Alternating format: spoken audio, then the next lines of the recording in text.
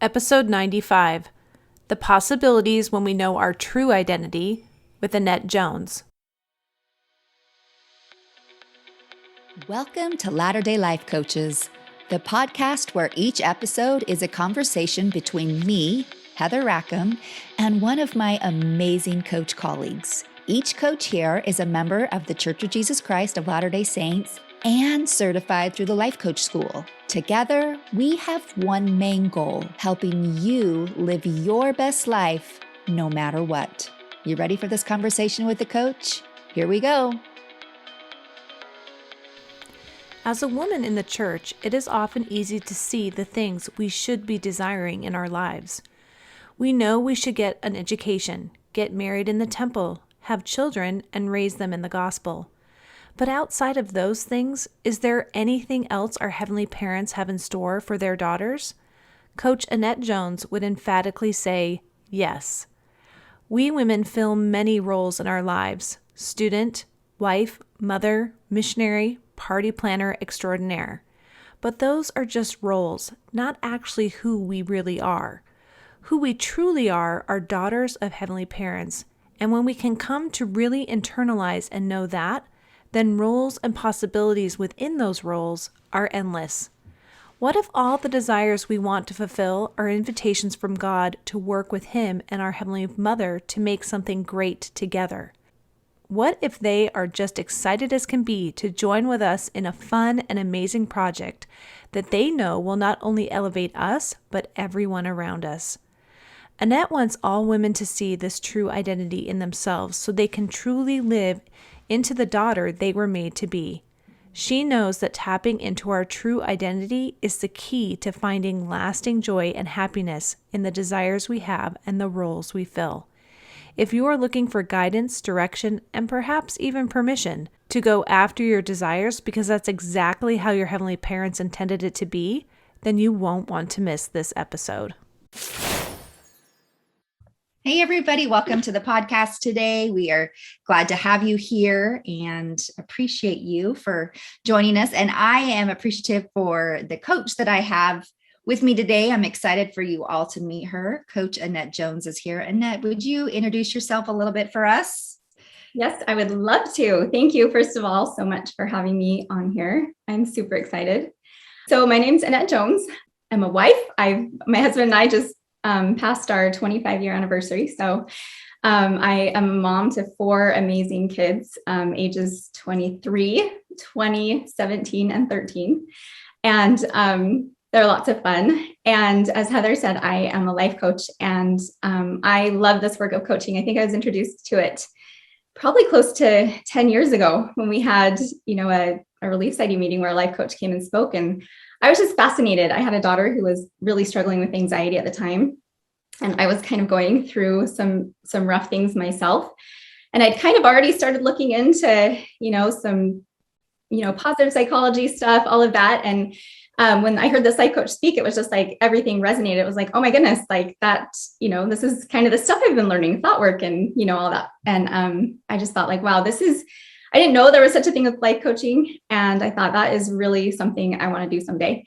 And then just a few years later, that's when kind of podcasts started coming out and I was introduced to it then. And, at that point in my life, I was still struggling. And I really felt like kind of how I felt was that my life looked really great on the outside. Like anybody that was seeing my life from the outside would have been like, you have the perfect life. But inside it felt very messy. It felt very hard. And I felt really discouraged.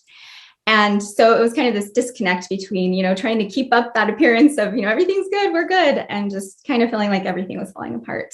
And that's when life coaching really came into my life. And I had the opportunity to, really make some changes. And then I went and got certified about 4.5 years ago. And I've been, life coaching women ever since. So thank you for sharing that with us. Isn't it amazing when what you perceive that people see on the outside and how you actually feel about things on the inside can finally be in the same place? Something really, you feel more authentic. You feel more, I don't know if even how do I describe that? More honest in some way. I think that's how I was here. What I was hearing you say, that you didn't like that what people could perceive from the outside was not how you actually felt from the inside. And there's just something that feels so much more in alignment when we get that all flowing and gelling and running in the same way.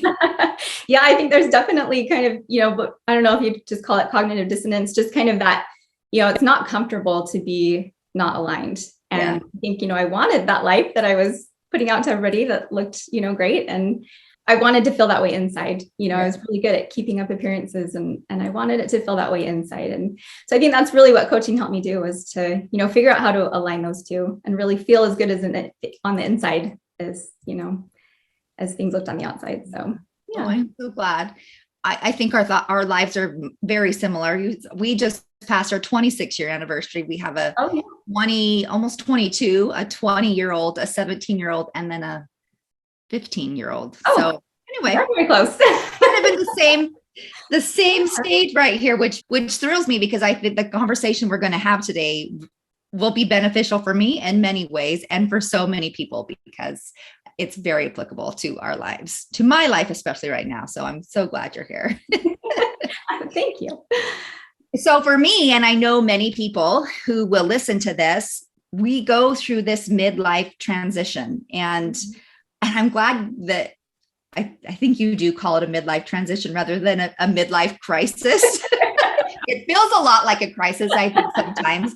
But can you define for me what you see as being midlife?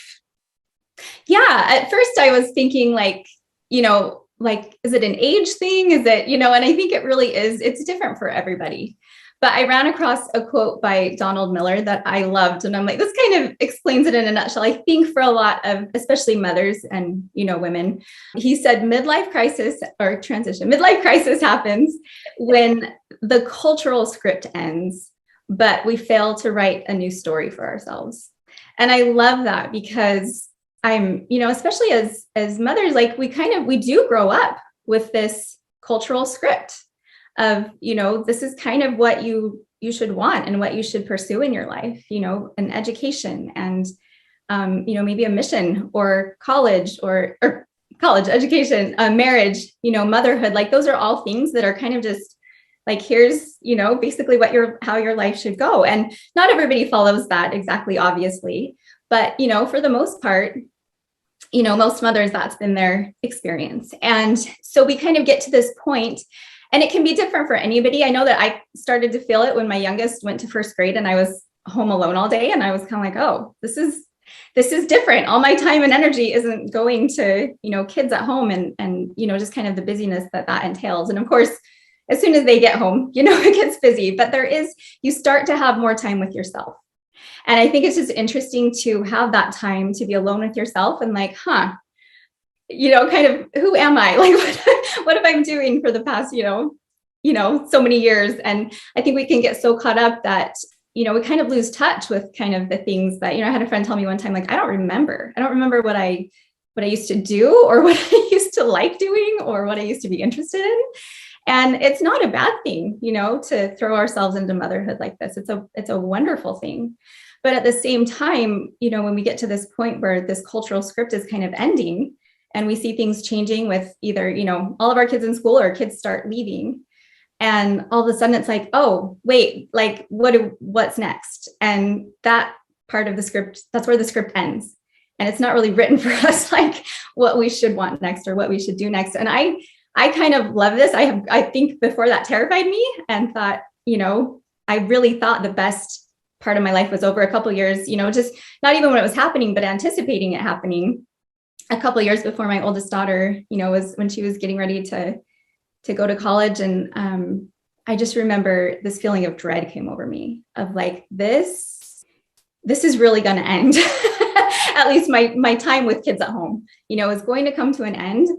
And what am I going to do? And it scared me. And I really thought, these are my best years and pretty soon they're going to be behind me. And I don't have anything to look forward to. Like, this is scary. And so for me, I feel like that's, a big part of this midlife crisis is those transitions, those big changes that come. And we're not really given like a script or like, this is how it's supposed to go. So. that phrase, my best years are behind me, is so scary and so helpful, right? There's no way to move past that when that's ingrained in you. And I think it really is from that cultural script as well, because that's really all we ever hear about. So I think the side effect of that is that we think that there's nothing beyond that. And we don't really even have the skill, how you said the script ends and now it's our opportunity to write that. And for most of us, we don't even have the skill in writing that script we've never given ourselves the opportunity to learn how to do that, because we have just followed what has been the script that's already been written, and we haven't developed that skill. Yeah, absolutely.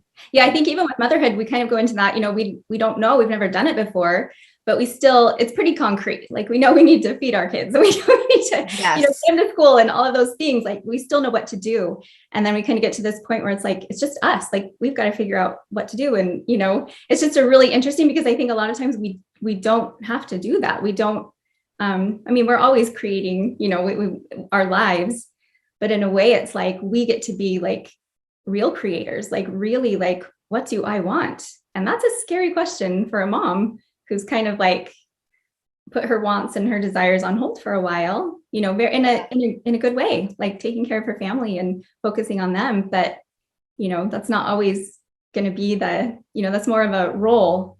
And I think when it's our identity, it's a little trickier, because if our identity is placed in that and it changes, that's when the crisis comes, right? That's when. Right. And most of us have never even asked that question, what do I want? Mm-hmm. It's just not even in our vocabulary for the most part. I mean, and if it does come up, we just push it back down. So or we say, I have no idea. I don't know what I want. Yeah. I'm actually working with a client right now that says that all the time. I have no idea what I want. How do I even know how to figure out what it is that I want? So yeah. Starting from that point. So interesting. This is an LDS audience for the most part. And so we can speak to them a little bit more specifically. And there is a lot of emphasis on being a mom, and maybe you have talked about this a little bit, but how do we break that narrative? How do we move forward? How do we still value motherhood, but not make it mean that that's really the only reason why we're here? How do we even be able to ask ourselves, what do I want, without feeling like we are forsaking a story that we feel like we're supposed to be doing and living? Yeah, I think that's a really interesting question. I know that, in today's society, motherhood isn't as valued, as it used to be. And, and I don't think in any way we want to devalue that at all. Mm-hmm. Like, it is a beautiful, fulfilling. For me, that was all I wanted to do, growing up. I did get my degree and, that, but I had my first baby 6 months after I graduated. I didn't ever plan on working. Like, motherhood was what I wanted to do. And I, looking back, I would have never changed that. But also I think the way that I thought about it, I think it's interesting. Like, we talk about, the cultural things that come up for us. I think that's another aspect of midlife is, there's a great quote by Brene Brown where she talks about midlife is kind of the point in life where we realize we have, she talks about it as like armor that we've like placed, to protect ourselves. And, to me, that armor is things like perfectionism and people pleasing and judging ourselves and kind of falling into a victim mentality and overthinking. There's so many things that we can slip into that it's kind of just these coping mechanisms that we've learned based on the information that we've taken in, when we were younger. And I think it's interesting to kind of come to the point where we realize, like, okay, this mindset, this way of thinking about the world and being in the world isn't really working for me anymore. And that can be part of, the midlife of like realizing, like, wait a minute, these coping mechanisms, this armor that I have on is actually sabotaging my life, can sabotage our marriages and our parenting and our health and, just our success, our goals, all of those things. And I think it's really important to, kind of address those things. It's really been helpful for me to, address those things. And like, what are the beliefs and the perceptions that I have that maybe I picked up, that I have picked up along the way, and not to blame anybody or, to say people are doing it wrong. We're all just doing our best. But, even the way, two people can be sitting in a lesson at church or something, and the same thing can be said, and they both interpret it differently. And so my interpretation was that, yes, absolutely, motherhood is, my greatest desire, my greatest joy. But it also turned into this, again, like I said, it was my identity. My worth was in my motherhood. And that's great when things are going fine and everybody's happy and everybody's making good choices and everybody's, at home and it's just running smoothly. But if that's, where your worth and your validation is coming from, and your kids start making choices that, you don't love, or they start to leave home and things change, that can really rock your world. And so I think it is really important to continue to value motherhood. Again, I wouldn't change a thing of being, a stay-at-home mom all those years. Absolutely. But I think, when I kind of hit that point of realizing like it wasn't always going to be this way, and, things are going to change, and maybe my kids are going to use their agency and do things that, that I, think, wait a minute, I thought I taught you differently. Yeah, I wouldn't choose that for you. Yeah. And not that it's a bad thing, that's what they're here for. I think it's just really important to remember that, that these are God's children as well, and he sent them to us to kind of partner with us in this, and to be able to let our kids have their lives and live their lives, and of course, guide them and love them and, encourage them and all of that. But also to kind of, I don't want to say separate, but kind of separate our sense of worth from that, right? Separate our sense of identity from that. I think President Worthen at BYU gave a really great talk a few years ago on like just knowing who you are. And he talked about how there's kind of your roles and your identities that change, like your role in motherhood changes, and maybe a church calling changes. Sometimes our identity can be in our church calling or, in our career. And when those things change, it can be a big challenge. And so placing our identity in things that don't change, placing our identity in, as children of God and our potential to become like him and what he sent us here to do, is really important, I think, and tapping into that and placing our worth and identity in knowing who we are as his children is really powerful. And when we know that identity, when we know him, when we understand better who we are, that's going to make our mothering that's going to 10x our mothering. When I found coaching and started using these skills, because I coach women in midlife, and a lot of them say, well, can you work with my teenager? They're struggling. And I have had some really great experiences with teenagers, but the biggest help that I gave my own children, the best gift I gave to them, was to get clean in my own mind, right? And to not make them feel responsible for my feelings, my emotions, right? To give them that space. And I think, that's just a really important part of yes, motherhood is amazing and important, but when it's our whole identity, it can really create some challenges for ourselves and, for our kids. Yeah. Listening to you speak right then reminded me of a conversation that I had with a friend recently. We were talking about, the needs of our homes kind of changing. This will sound like I'm taking us on a tangent. Maybe I am, but I promise. No, you're good. But, the needs in our homes changed. Like what the needs that I had in my home, the way that I wanted a home designed was different between having young kids and teenagers. When I had young kids, I wanted their bedrooms close to mine. When I had teenagers, I didn't want them so close to me. I wanted them to have some space so I could get some sleep when they were loud. And then now as kids are leaving the home, I feel like there's a different needs in our home, right? I need more gathering spaces because when they come home, I just need big open spaces and their friends are here. And I really think, and listening to what you said there, is the needs in our mothering and how we want to think about ourselves and kind of that armor that you said we put on. It was very useful for us at one time, those coping mechanisms we needed in some way, but the needs that we have change, just like the designs of our homes have to change. We have to change the way we think about things because we need things to be a little bit differently. We've got to shed some of those coping mechanisms in order to now, have the relationships that we want to have with older children at the same time, that couldn't necessarily be that way, to have those relationships with our younger children. So I don't know. I think it's important to see that, needs change. Therefore, how we view ourselves is going to need to change, and how we perceive how we want to think about things is going to change as well.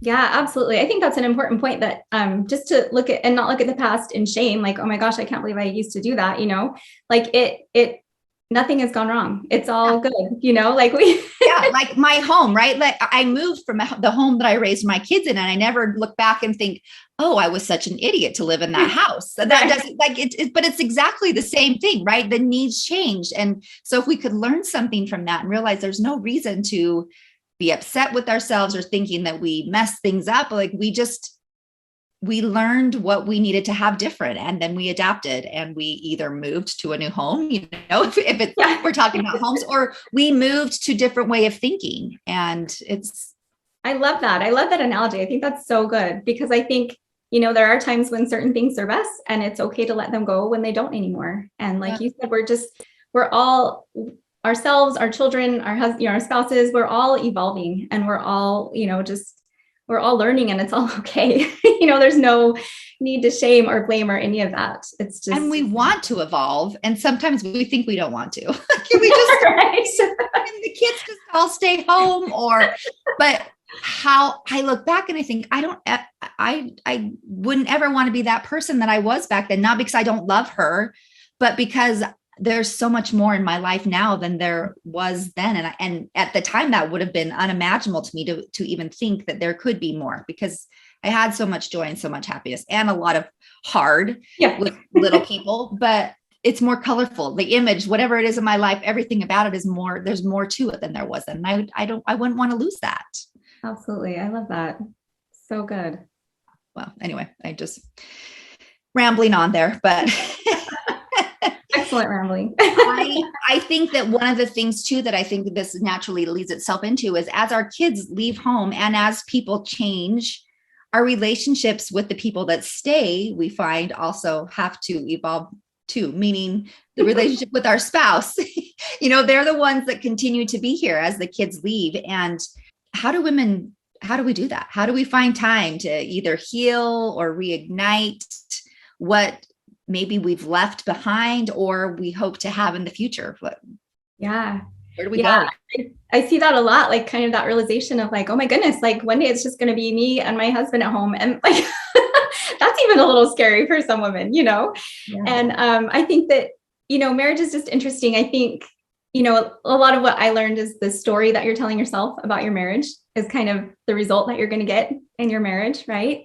And for me, it was just a lot of self-reflection and a lot of we talk about intentional, but, that is an area of marriage, I think, that really takes intention. I think that the world kind of makes you think like, oh, you just fall in love and everything should just come naturally and easily, as if it's right. And it's not. It takes work. It takes, it takes intention, and it takes change and growth, I think, to keep that strong. I think that's interesting. A lot of times they say, well, like, look back at, when you first met and all of that. And like, how did you feel then? And for me, it's even more helpful to think like, not how it used to be, but how do I want it to be? Like, what do I envision for, my marriage now and in the future? And how can I really, be proactive in creating that? I think sometimes, especially in marriage, we just kind of feel like we take what we get and this is just how it is. And it's just how our partner is and how we are. And I don't think that we realize the potential, that we have for connection and joy and fulfillment in marriage. And especially, when we've had, all these years where we have had, really busy schedules and busy lives with kids. And again, it's all good things, but it can also just kind of distract us or keep us from really connecting, I think, and feeling close. And I think, for when you get to the point where you realize, like, oh, maybe we do want more connection. Maybe we do want to, create something that is more fulfilling and more, a better experience for both of us. Like, you can change. Things can change. It's okay. Like, you're not stuck, in where you are and who you are, that, you have the potential to, make changes where you want to in your life. I think the example you used earlier by Brene Brown about the armor that we have put on ourselves through the years that has helped us be the person we, in order to function the way we want to function. What I am realizing and learning and actually probably learned this from Brene Brown too, is that in those relationships now, like in our spousal relationships, it takes the peeling off of that armor and really examining the things that we have put on and opening ourselves up and being vulnerable, willing to be judged. I think sometimes we're afraid of being judged by our partner for things that we want to have in our lives. If we want to make changes, or if you start to ask yourself, what do I want? If that means you want to spend more time together, if you want to have deeper conversations, if you want to go back to school or whatever it is, there's opportunity for us to feel like we're exposing our souls in a way we haven't exposed before. And so it is the removal of that armor that I think brings you closer together, but is the hardest part about reigniting and growing in those relationships. Yeah, I completely agree. And I think it's good to know, like, those coping mechanisms that we pick up along the way. It's good to, recognize them not just in ourselves, but know that our partner has those too. Yes. And it can help us give not just ourselves grace, but give our partners grace too, right? Like it's the same as us. We're all humans. We've all learned and interpreted things, different ways and come to conclusions and form different beliefs. And, that's one of the things I think is most interesting about marriage is you can marry somebody that, essentially maybe, grew up culturally the same as you, but has such different beliefs and ways of seeing the world and, family traditions and things like that. And to just see that your way of seeing things isn't the only way, right? Like that there's other ways. And I think sometimes these coping mechanisms can, make us kind of butt heads. And I think it's just important to really, to kind of dig in and see like, okay, where, am I causing the issue? Like it's so easy to look outside and say like, well, if this person would stop doing this, then I would feel better, would solve this problem. But to kind of go introspective and think like, okay, take responsibility. Like, where am I, contributing to this and what changes can I personally make, to maybe shift the dynamic or kind of take things in a different direction. Yeah, which is so important for us to see what our part is. Oh yeah. This is my part, but that understanding piece and being understanding of why why your husband or wife might be reacting the way they do, to offer that grace and that compassion, right, really can bring you closer together. And yes, we can be 100% responsible for ourselves and how we want to react and how we want to think, but we are also relational beings. We need to take into consideration how what we think and say and feel is going to, how it's going to affect people that we spend life with. And when we do that, I think we all grow closer. That's how we strengthen our relationships. Yeah. And I think when people see you taking responsibility for your part, they're more willing to take responsibility for their part. It's not this blaming each other. It's like, yes, I can see what I'm doing. And, it's like humility, really, is what it is. And just being willing to, come together and say, what can we do together to make this better? Yeah.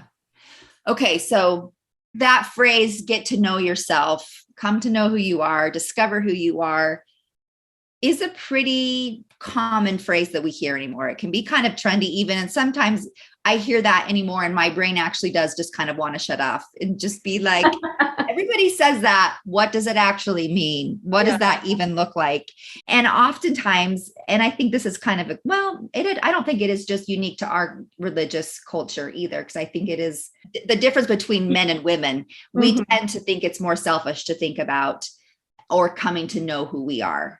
And so I don't think it's not cultural, but it's more societal. It's kind of a gender. Yeah. Yeah. Genders. Why couldn't I think of the word gender?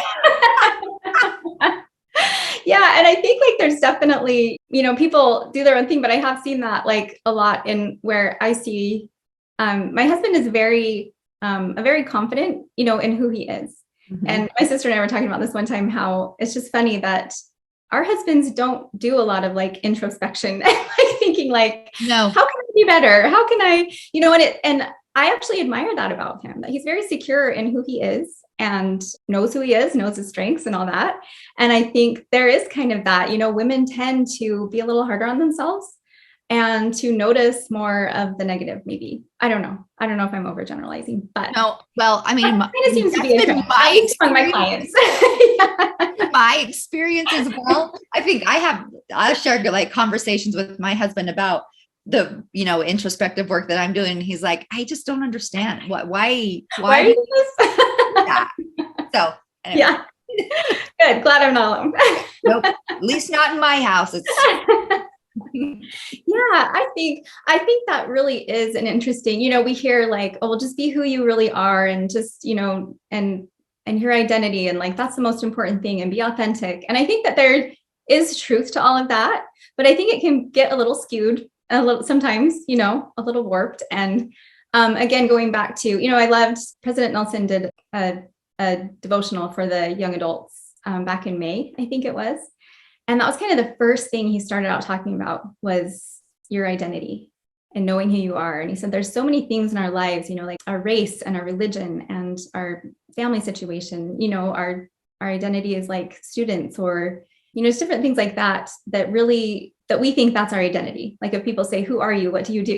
Who are you?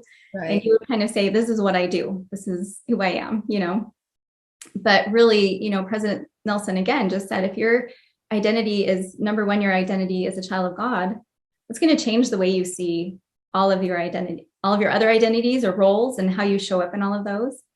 And I think that that's really important when we say just be who you really are, just know who you really are. If that's at the core of it, that's not a selfish thing. That's a positive thing, right? That's gonna give you a guide to make decisions and to, in your relationships and in your goals that you set and all of those things. It's kind of going to be a guide for you to help you know what direction you want to head in the first place. Another aspect, I think, of, knowing ourselves and who we are. I think as women, or maybe just as humans, our brains are wired to notice the negative, to look for the negative first, right? It's a survival mechanism. And so we know ourselves really well. We know all of our weaknesses. We know all of our shortcomings. We know all of our mistakes and our failures. And those tend to be the things that we identify ourselves by and focus on. Whether it's, and logically we could say, well, no, I know that I'm a daughter of God. I know that. But internally, it's kind of like, but I also did this thing, or I also, and we get really judgmental about ourselves. Like, I have this weakness, or I have this flaw. And so I think another aspect of getting to know ourselves, which has been really helpful for me, and just really, building my self-confidence and just how I feel about myself and how I feel about others, is coming to know like the good things about me, my strengths, my gifts, my talents, and ways that I can contribute, and that I do contribute to the world around me. I think I used to be really reliant on other people and things outside of me to help me feel important and valued and loved and, validated and all of that. And when I realized like that can all come within me, like, I feel like that's what really getting to know your true self is. And I feel like the more you know your values and your strengths and your capacities, all of that, that's not a selfish thing at all, because that gives you opportunity. Obviously focusing on the positive is going to open us up to more elevated, open emotions. And when we're open and feeling those elevated emotions, we turn outside of ourselves, right? When we're feeling insecure and we're feeling, scarcity and all of those kinds of things, we turn inward and we focus. So that's actually, not to say that those emotions are bad, but they turn us inward and make us a little more selfish in the way that we're focused on ourselves. Right. Mm-hmm. And when we can open ourselves up to recognizing our strengths and what we can contribute to the world, and how we can, bless others and use our gifts to do God's work, that's elevating, that's opening ourselves up. And, we're more prone to reach out and to go out and serve and bless others, which isn't selfish at all. Yeah. So it sounds like a valuable question that I think we might be able to ask ourselves is, when I think this about myself, does it make me feel like I want to turn in or withdraw? Or does it make me feel like I want to open up and step out and towards people? And that is a really simple question and a really key indicator of if what we're thinking about ourselves is going to help us in fulfilling our divine capacity and in being, who he intends us to be or knows that we can be. Yeah. And who we want to be, like bringing that back in, like our desires, like they're not selfish. They're not bad. Like they're really good. And I think, adversary is going to kind of try to discourage us by thinking that, trying to, help yourself and focus on yourself is selfish. And that's, and it's just kind of interesting to think about, well, actually, that's not true. And I think that's really true what you said about, I was thinking about that it really is, what are the fruits of my efforts here? Like you said, is it producing good fruits, good things? Am I contributing and serving and loving? Am I better at those things? And if that's true, then that's, it's not a selfish thing. So I notice in myself that I have a tendency to be, I am more introverted, and I have a tendency to just be completely content being at home and doing my own thing. And I'm getting to the point where I have to consciously make an effort to step out, to step towards people, not because I'm fearful or thinking that, something will happen to me if I do, that I'm going to be damned if I, don't step out into the world, but just because I'm recognizing that it feels better. It feels more in alignment with where I think I need to be, but it's not an easy thing. And so sometimes we think, well, if it's not easy, if it doesn't come naturally for us, then I must not be meant to do it, or I must not be meant to, open myself up to this person or be this person's friend or whatever it is. And then that's just simply not true. It just is something we have to reevaluate. And once again, it is more of the fruits there. Yes, we might not feel like it's something we want to do, but where will this lead me if I choose to step out a little bit more than, reverting in? Yeah. Yeah. That's so good. I think that's an important question to ask. And I think that's, looking at the way, I know that my own mom struggled a lot with her, self-worth, and she passed away from cancer a few years ago. And I wish now that I could talk to her about these things. And because I see myself struggling with a lot, of the same things. And I just know how much that impacted me to see my mom, having a hard time. And not that anything went wrong, not that she did, anything wrong, but it breaks my heart that she didn't have the tools and the resources that we have today. And so I just love that for me, I can use them in my own life, not just for myself, but to set the example for my kids of this is, like we talked about, taking responsibility for yourself, but also, believing in yourself and believing, in good things ahead, and kind of just that kind of optimistic, outlook on life. So remember when President Hinckley, it's been years, but he said, so much, I see so much changing in the years to come, and much of that will be brought about because of the influence of women in the world. And I think that our moms, and they didn't have what we know and what we're taught and what we're learning today. They didn't have access to we didn't know what we know now. And I think that so much of that change that's happening in the world that women are capable of doing, as President Hinckley said, is because we are learning these tools that are helping us to step into our full capacity. And so I love those words of President Hinckley, but I also love to see them coming to pass. And they are coming to pass, I think, in every thing that you or I and the women around us do to help shift their perspectives. Anything we do to help us, shed some of our limiting beliefs and to keep us stuck in one place is putting us in position to make big changes in the world. Even though they might seem small to us, they are big and needed and important. Yeah, so true. I think, in talking about our identity and knowing who we are and all of that, I think it's really important to really have a correct idea of our Heavenly Father and our heavenly parents and who they are, and what they want for us. And I think that was probably one of the biggest shifts and things that helped me was, I think we've talked about as women, we kind of pick up the message along the way that we shouldn't really have desires other than to be a mother, right? And a wife and all of that.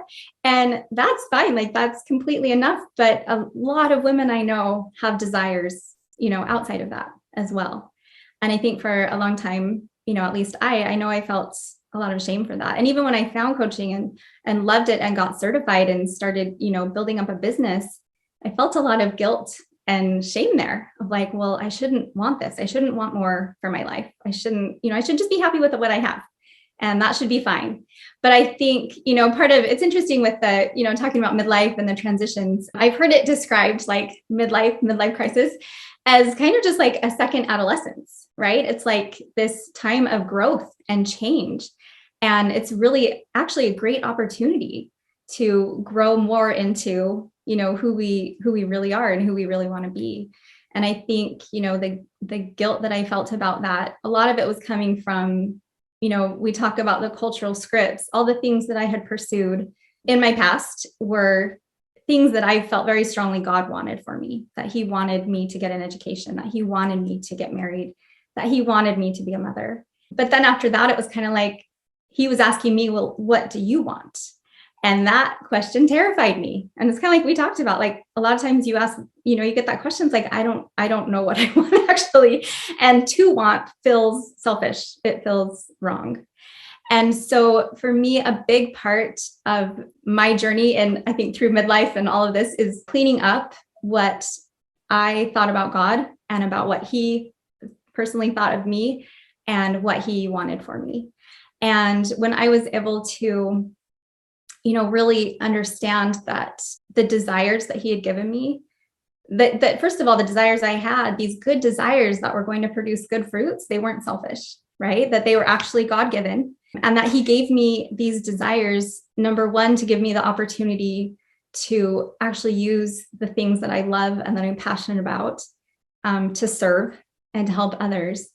But also a really cool realization was that he wanted to do this with me, that he, God is this great creator. I love how Elder Uchtdorf talks about this. He talks about how we're all creators and we all kind of have that in our divine spiritual DNA. That's part of us from our heavenly parents. And that coming to this world, they're giving us these opportunities to learn how to be creators in our own lives.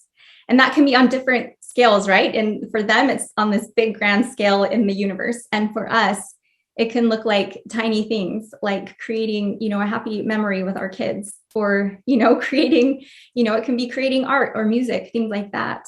There's so many ways that we can be creators in our lives. And when I realized like that was something Heavenly Father had implanted in me, and that maybe this, wanting to be a coach and wanting to pursue this desire of mine was actually almost like a little project that he'd, like, let's work on this together. Let's do this together. And, using it as kind of a bonding experience, because I know as soon as I stopped feeling shame and I let him into this process, like everything changed for me. And it was a totally different experience. And I could see him working through me to bless women, to help women improve their lives and feel differently. And so I think that's just really a powerful thing, to spend time with God, to really let him in to our desires and the things that we want to do. And, I hear a lot about, well, make sure that you got to make sure your will is aligned with God's will. And for so long that held me back, because I'm like, but what if he doesn't want this for me? What if, what if I'm getting it wrong? And I realized, like, if there's a righteous desire that I have, it's not wrong to pursue that. And God actually wants me to. And so I think that's a really beautiful, amazing part of this time of life, where we kind of do have a little more time on our hands to spend taking care of ourselves. The time and energy we used to spend taking care of others, we have maybe a little more of that to spend on ourselves and growing and developing those gifts that we can then again use to go out and share and bless. And that's going to look different for everybody. But I love, that whole process. That's what I take a lot of my clients through, is that process of like really figuring out, what do you want, and creating a vision for that, and really, using that to write the next chapter of their lives. and, to be intentional about that. I think this is just a really cool time of life when we can get really intentional and tap into our own desires and what we want to create. I feel a little bit like what you just shared was a sweet gift for me. Sorry. Doesn't usually happen. But that visualization, it's very easy for me to see the things that I have done in my life, or the opportunities that I have, the hobbies that I have wanted to do and take up with my kids, or so that I can spend time with them, so that they will want to spend time with me. And we've been pretty intentional about that in our family, about family activities that we like to do together. And that is gosh, I'm sorry. It's a really great visual for me to see that that's what Heavenly Father is doing with us in many ways. Yeah, that's so beautiful. Yeah. So thank you. Thank you for sharing that. I guess that was something I really needed to hear today. That's so sweet. Thank you. Anyway, before we go, gosh, if I can speak through the tears, Annette, can you tell people where they can find more of you? Sure. You can find me on Instagram at Annette Jones Coaching. I have a website with, some free resources as well. That's AnnetteJonesLifeCoaching.com. And I also have a podcast, and it's called Motherhood Elevated, and it's on Apple and Spotify. So, oh, thank you so much. And gosh, forgive I shouldn't have called this tears. I am kind of a crier, comes by if I come by it naturally, but that struck me today. Annette, thank you so much. I really thoroughly enjoyed this conversation and appreciate your time today and helping all of us learn and grow. So thank you for being here. And thank you to all of our listeners for being here as well. Yeah, thank you so much for this opportunity. I love it. I know we all know someone who is in this phase of life who can benefit from hearing this message. So I would ask you to share. They would love you for sharing this with them as I'm talking to the audience here. They would anybody would love to hear this message, share it with them and uplift them in this day. I think they would be grateful. So anyway, thank you, Annette. Thank you so much. Hey, we just wanted to thank you for spending part of your day here with us at Latter-day Life Coaches and being part of this conversation. Share this with your friends so that you can have a conversation with them on this topic as well. And as always, subscribe so you don't miss a single episode. Have a good one, my friends.